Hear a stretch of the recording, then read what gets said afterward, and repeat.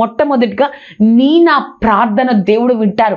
వినడమే కాదు, నీకు ఏది ఇష్టమో అది అడిగితే దేవుడు మనకి అనుగ్రహిస్తారు.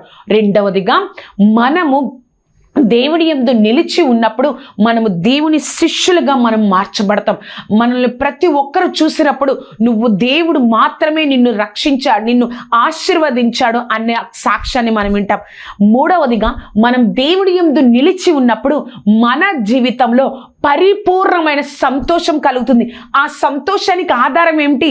ఆ దేవుడే ఒక నిరీక్షణను అనుగ్రహిస్తాడు, ఒక ధైర్యాన్ని అనుగ్రహిస్తాడు. అప్పుడు మన జీవితంలో పరిపూర్ణమైన సంతోషం కలుగుతుంది. ఆ యొక్క 4వ పాయింట్ మనం చూసినట్లయితే సహోదర ప్రేమ కలుగుతుంది. మనం సంఘంలో ఆ యొక్క మన యొక్క బంధువులు ఎవరు ఉండరు, మన యొక్క స్నేహితులు ఎవరు ఉండరు.